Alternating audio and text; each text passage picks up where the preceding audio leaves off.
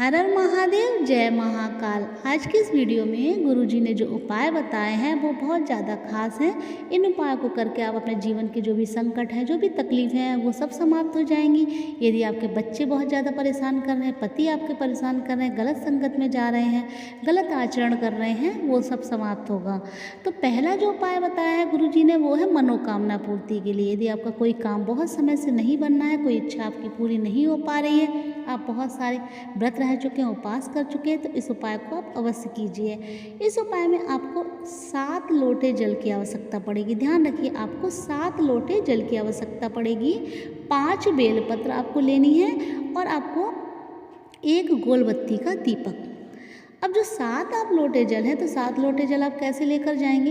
या तो एक छोटी सी जो बाल्टी होती है उसमें आप जल ले लीजिए और वहाँ जाकर आप 7 लोटे जल यूज कर लीजिए। छोटा लोटा ले जाइए, या फिर आप ऐसा कीजिए कि आप 1 लोटा जल अपने घर से ले जाइए, किचन से, क्योंकि गुरुजी हमेशा बताते हैं कि आप जब भी पूजा के लिए जाएं, शिवलिंग पर जल चढ़ाने, तो आप अपने किचन का ही जल इस्तेमाल करें।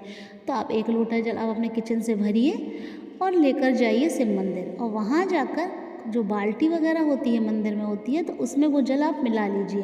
तो ये जो संपूर्ण जल है वो आपके घर का माना जाएगा। इस तरीके से आप कर सकते हैं, और वरना आप पहले वाले तरीके से आप कर लीजिए। उसके बाद आप ये जो लोटा जल लेकर गए हैं, 5 बेलपत्र और दीपक, अब आपको क्या करना है? आपको वो दीपक प्रज्वलित करना है अपनी मनोकामना बोलते हुए।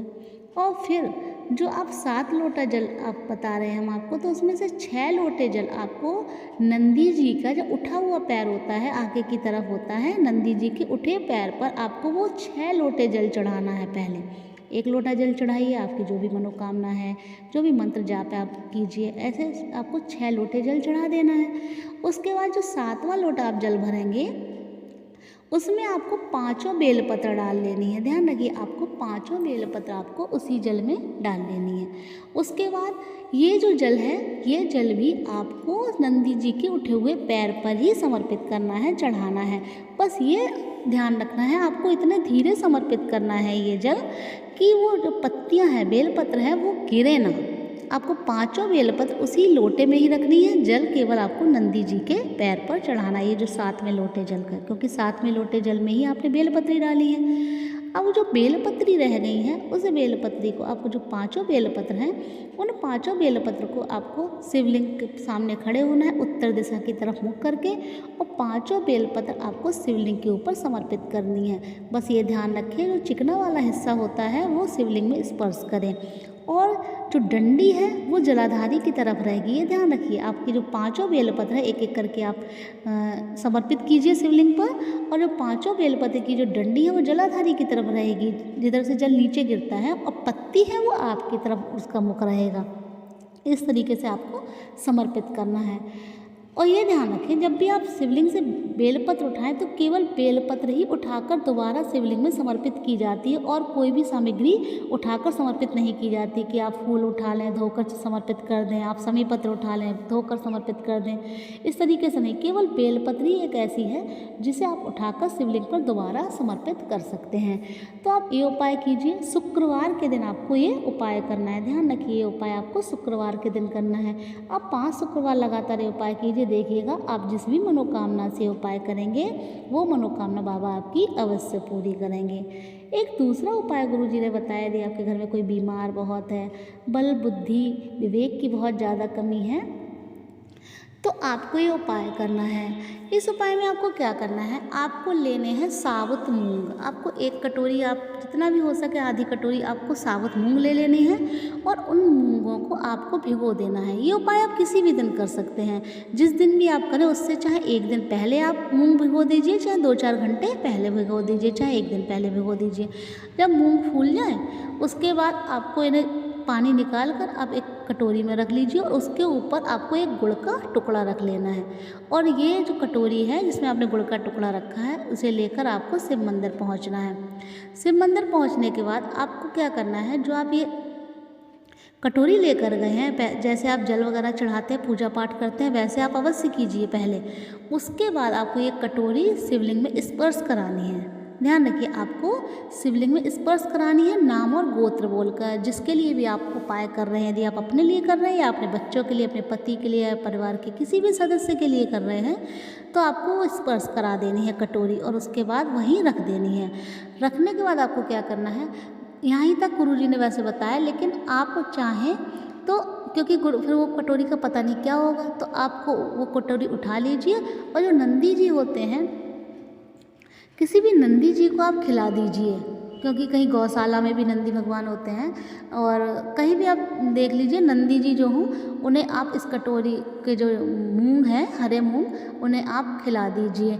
बस ये ध्यान रखें, जिस भी नंदी जी को आप ये खिलाएं, उनके नाक में रस्सी ना लगी हो, बिना जो रस्सी वाले नंदी जी होते हैं उन्हें आप खिलाएं। गुरुजी ने बहुत जोर देकर कहा था कि जो नंदी भगवान होते हैं, नंदी जी होते हैं, उनके जो नाक में रस्सी पड़ी होती है उन्हें आप नंदी जी को ना खिलाएं। जो नाक में रस्सी नहीं होती उन नंदी जी को आप कोई मूँग खिला दीजिए। इतना कीजिए, इससे आपके घर में जो अगर बीमारी है किसी के लिए तो वो समाप्त होगी, बल बुद्धि जो विद्या है, विवेक है, जिसकी कमी है वो भी बढ़ोतरी होगी उसमें। तीसरा उपाय गुरुजी ने बताया, आप अपने बच्चों के लिए, पति के लिए करें। अगर आपके बच्चे पढ़ते नहीं हैं, पढ़ने में मन नहीं लगता, कुछ याद नहीं कर पाते हैं, या पति आपकी बात नहीं मानते, यानी जो भी आपके पति या बच्चों की जो भी समस्या है, तो इस उपाय में आपको बच्चे के लिए क्या करना है, आपको ये उपाय भी आप किसी भी दिन कर सकते हैं। बस पहला जो उपाय है वो आपको शुक्रवार के दिन करना है, वरना ये दोनों उपाय आप किसी भी दिन कर सकते हैं। तो इस उपाय में आपको क्या करना है, आपको जिस दिन भी ये उपाय करना है उस दिन आपको सुबह सबसे पहले 1 लोटा जल भरना है अपने किचन से। आप आरओ, मटका, बाल्टी, जहाँ भी जो भी जल हो जिससे आप पानी यूज करते हो पीने के लिए, वहाँ से आपको जल भर लेना है। एक तांबे के लोटे में जल भर लीजिए। उसके बाद आपको क्या करना है, कोई भी रुद्राक्ष हो आपके घर में, चाहे 2 मुखी, 5 मुखी, 4 मुखी, जो भी मुखी आपके यहाँ रुद्राक्ष हो, वो रुद्राक्ष आपको इसी में डाल देना है, इसी जल में। और उसके बाद ये रुद्राक्ष वाला जो जल है आपको अपने घर के मंदिर में रख देना है सुबह के समय। ध्यान रखिए, आपको ये रुद्राक्ष वाला जल आपको अपने घर के मंदिर में रख देना है और एक दीपक प्रज्वलित कर देना है गाय के घी का। फिर शाम को आपको क्या करना है, ये जो रुद्राक्ष वाला जल है इसे लेकर आपको जाना है शिव मंदिर, और ये जल आप जिसके लिए भी उपाय कर रहे हैं, अपने पति के लिए, अपने बच्चों के लिए, तो उसका नाम और गोत्र बोलिए, अपनी समस्या बाबा से कहिए और ये जल आपको समर्पित करना है। उत्तर दिशा की तरफ हमेशा ध्यान रखिए, हमेशा कोशिश यही करें कि आपका मुख उत्तर दिशा की तरफ हो।